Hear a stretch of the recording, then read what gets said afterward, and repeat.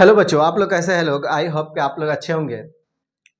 हम लोग पिछले क्लास में देखे थे परिमेय 6.7। आज देखेंगे थ्योरम यानी कि परिमेय 6.8। 6.8 परिमेय पढ़ने से पहले आप लोगों को परिमेय 6.7 को आप लोगों को देखना होगा। इसके बिना इसको हम हल नहीं कर सकते। कर सकते हैं तो फिर समझ में नहीं आएगा। बात समझ रहे हैं? फिर समझ में नहीं आएगा। तो इसलिए हम आप लोगों से बोल रहे हैं कि इसको देखने से पहले आप लोग पिछले वाले जो क्लास है परिमेय 6.7 उसको देख लीजिएगा तो बेहतर रहेगा। ठीक है, चलिए इसमें हम लोग आगे बढ़ते हैं और देखते हैं और इस क्वेश्चन को सोल्व करते हैं। क्या कह रहा है कि एक समकोण त्रिभुज में। अच्छा, एक बात और ध्यान रखिएगा कि ये जो परिमेय है 6.8 इसी को हम लोग बोलते हैं पाइथागोरस परिमेय। क्या बोलते हैं? पाइथागोरस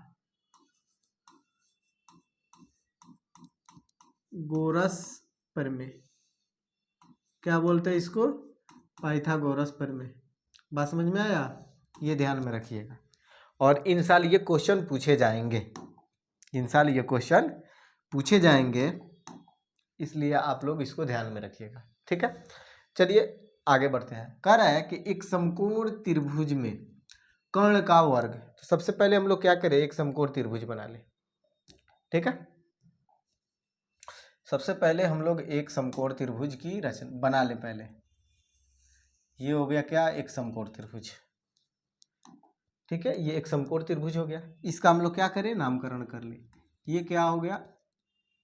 ये हो गया ए, ये हो गया बी और ये हो गया सी। ये पूरा का पूरा कोण क्या हो गया? तो 90 डिग्री का हो गया, यानी कि समकोण हो गया। क्या हो गया बाबू? तो ये पूरा का पूरा कोण समकोण हो गया। बात समझ में आया? पूरा समकोण हो गया।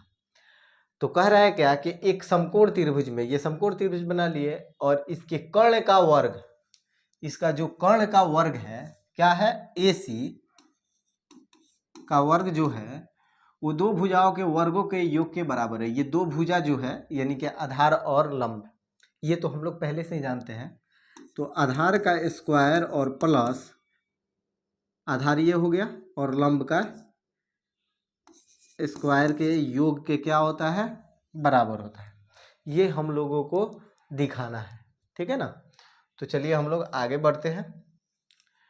सबसे पहले लिखेंगे क्या कि दिया है। क्या लिखेंगे? दिया है।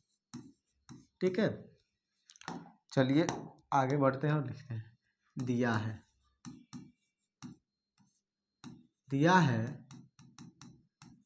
ABC एक क्या है? समकोण त्रिभुज है। एक समकोण त्रिभुज है। ठीक है, तथा या फिर लिखेंगे जहां, या फिर लिखेंगे जिसके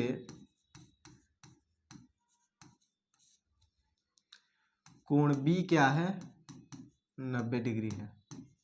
या फिर लिखेंगे क्या है? समकोण है। बात समझ में आया? 90 डिग्री है। अब हम लोग क्या करेंगे इसमें? तो रचना करना है, लेकिन उसके पहले हम लोग लिखेंगे क्या? सिद्ध करना है। हम लोग को क्या सिद्ध करना है उसको लिखेंगे। अभी हमने यहाँ पे बता रखा था कि दो कर्णों का स्क्वायर, कर्ण क्या है? AC, तो लिखेंगे क्या? AC का जो स्क्वायर है वो अन्य दो भुजाओं के वर्गों के योग के बराबर है। तो पहला क्या हो जाएगा? AB का स्क्वायर और दूसरा हो जाएगा BC का स्क्वायर। इसके योग के क्या है? बराबर है। ये हम लोग को क्या करना है बाबू? तो सिद्ध कर देना। अब इसमें हम लोग क्या करेंगे? तो इसमें हम लोग को रचना करना पड़ेगा। क्या करेंगे? रचना। और रचना कैसे करेंगे कहिएगा सर? इसमें रचना कैसे करेंगे? आप कैसे समझ जाते हैं कि रचना करना है? तो चूंकि इसमें कुछ दिया नहीं है तो बिना रचना किए हुए हम आगे बढ़ नहीं सकते हैं। और रचना करेंगे तो जस्ट पहले भी हमने बता रखा था, पहले भी हमने कई बार इस बात को बताया हुआ है कि जब हम किसी प्रमेय को, किसी थ्योरम को प्रूव करते हैं, सिद्ध करते हैं, तो क्या करते हैं? जस्ट उसके पहले वाले प्रमेय का प्रयोग करते हैं। ठीक है ना? तो हम क्या करेंगे? इस पे लंब डाल देंगे। ठीक है, और पिछले क्लास में हम लोगों ने यही पढ़ रखा है क्या करेंगे, जब इस पे लंब डालेंगे तो यहाँ पे जो कोण बनेगा वो क्या होगा, दोनों तरफ 90 डिग्री का होगा, इधर भी 90 डिग्री का, इधर भी 90 डिग्री का, इसको मान लिए क्या, डी। अब ये जो कोण है, कोण ए बी सी, ये 90 डिग्री का है, लेकिन कोण ए बी डी ये 90 नहीं है, कोण डी बी सी ये भी 90 डिग्री नहीं है, क्योंकि ये तो दो बराबर भागों में बट गया। ठीक है, तो अब हम रचना करेंगे तो इसमें क्या लिखेंगे, लिखेंगे हम जानते हैं कि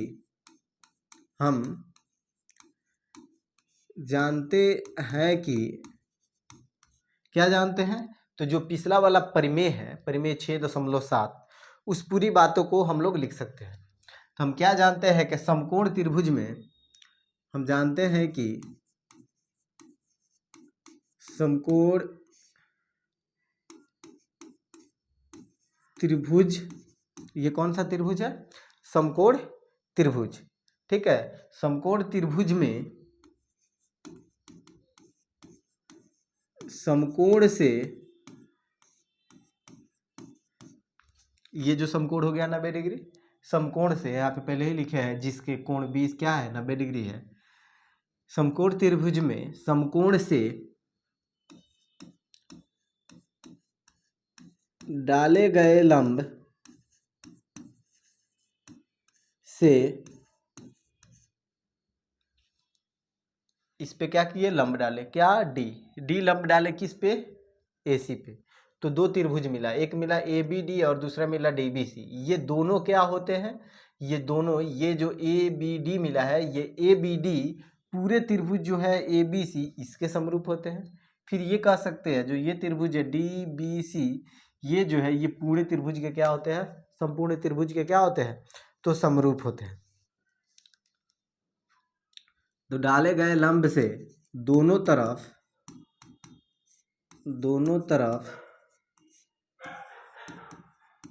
बने त्रिभुज, ठीक है, जो पूरा त्रिभुज है बड़ा वाला उसको लिखेंगे संपूर्ण त्रिभुज के, संपूर्ण त्रिभुज के क्या होते हैं, समरूप होते हैं, समरूप होते हैं। ठीक है, ये हो गया। अब हम लोग क्या करेंगे, जब हम जानते हैं तो अब प्रमाण करने चलेंगे, यानी कि इसको सिद्ध करेंगे। ठीक है, क्या लिखेंगे, तो देखिए सबसे पहले इस वाले त्रिभुज को लिखें। कौन सा त्रिभुज को, तो ये वाले रेड वाले को, रेड वाला त्रिभुज ये हो गया,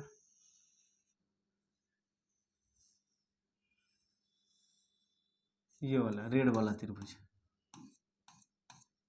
देखिए ब्लू हो गया इस त्रिभुज को। और फिर जो ये बड़ा वाला त्रिभुज है ए बी सी, इसमें चलेंगे। ठीक है ना, हम लोग लिखेंगे कैसे, ये देखिए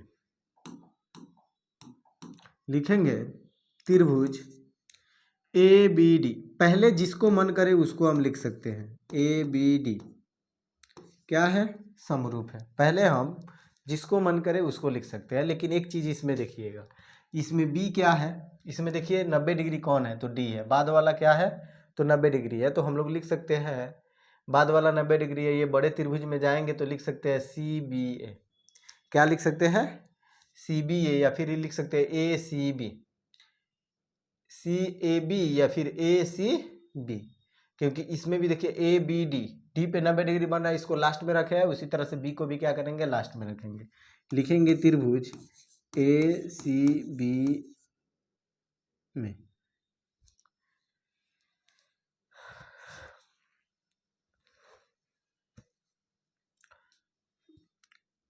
ये क्या है, इस तरह से समरूप हो जाएगा।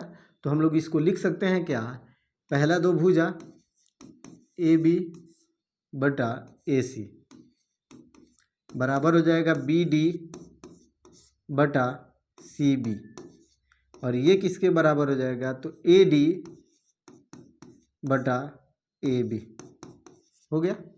ठीक है, इतना तो मिला। इसमें गौर फरमाने वाली बात यह है कि देखिएगा इसमें भी ए बी शामिल है, इसमें भी ए बी शामिल है, और इसमें भी एक ए बी शामिल है। तो जब इस दोनों को हम लोग क्या करेंगे, लेंगे, तो मिलेगा ये को इसको बराबर करेंगे तो क्या हो जाएगा, ए बी में गुना करेंगे तो क्या हो जाएगा, ए बी का स्क्वायर बराबर क्या हो जाएगा, ए डी गुने ए सी। क्या होगा, ए डी गुने ए सी। ये बात समझ में आ गया। इसको हम लोग क्या करेंगे, मान लेंगे इक्वेशन फर्स्ट। बात समझ में आ गया। फिर हम लोग आगे बढ़ेंगे और लिखेंगे त्रिभुज, इसमें ये छोटा वाला और सबसे बड़ा वाला, इसमें क्या लिखेंगे, त्रिभुज बी डी सी, त्रिभुज बी डी सी समरूप है। देखिए अब आगे जब हम लोग लिखेंगे तो इसमें देखिए लिखे हैं बी डी सी, यानी 90 डिग्री का कौन है, डी है। ठीक है, बड़े त्रिभुज में चलिएगा ए बी सी आएगा, इसमें कौन है, तो बी है। तो पहले हम लोग लिखेंगे क्या, त्रिभुज लिखकर इस वाले जगह को छोड़ देंगे, पहले लिखेंगे बी, फिर उसके बाद क्या लिखेंगे, सी। अब ये हो गया क्या, ए। गौर फरमाने वाली बात यह है कि आप लोग पिछले परिमेय में जाकर देखिएगा तो इसको हम लोग क्या माने थे, एक्स माने थे। इसको क्या माने थे, ये वाले कोण को, इसको माने थे 90 माइनस एक्स। तो ये क्या आया था, ये आया था एक्स और ये आया था 90 माइनस एक्स। ये पिछले वाले परिमेय में देखिएगा तो समझ में आ जाएगा। तो जब इसमें देखिएगा बी डी सी, तो यहाँ पे जो बी आया है, बी एक्स है, तो यहाँ भी क्या होगा, एक्स होगा। डी आएगा 90 डिग्री है, तो बी यहाँ पे क्या होगा, 90 डिग्री होगा। और फिर सी 90 माइनस एक्स, 90 माइनस एक्स। बात समझ में आया। चलिए अब इसमें हम लोग क्या लिख सकते हैं, इसी को लिखेंगे बी डी बटा ए बी बराबर क्या हो जाएगा, डी सी बटा बी सी, और ये बराबर हो जाएगा बी सी बटा ए सी के, हो जाएगा। पहले दोनों वाले भुजा को ले लिए, फिर लास्ट वाले दोनों को ले लिए, और फिर पहला और लास्ट। ठीक है, अब यहाँ पे हम क्या करेंगे, गौर फरमाइएगा। देखिए इसमें भी बी सी है और इसमें भी बी सी है। जब ये दोनों को लेंगे तो क्या हो जाएगा, बी सी में गुना करेंगे तो आएगा बी सी का स्क्वायर बराबर ए सी और गुने क्या मिलेगा, डी सी। ये क्या हो जाएगा, समीकरण 2 हो जाएगा। बात समझ में आया। ये क्या हो गया बाबू, तो समीकरण 2 हो गया। ठीक है ना। अब देखिए यहाँ पे कैसे लिखेंगे, तो लिखेंगे समीकरण 1 व 2 को जोड़ने पर, समीकरण 1 और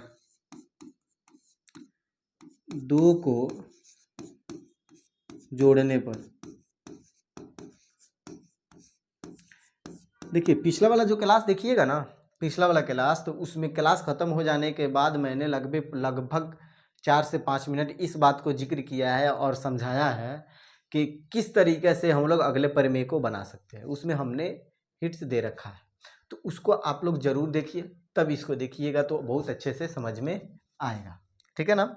जोड़ने पर अब जोड़िए, तो जोड़िएगा तो लेफ्ट साइड को लेफ्ट में जोड़िएगा, राइट को राइट में जोड़िएगा, तो क्या आएगा, ए बी का स्क्वायर प्लस बी सी का स्क्वायर बराबर क्या हो जाएगा, इसको A D into A C plus A C गुने डी सी, ए सी गुने डी सी।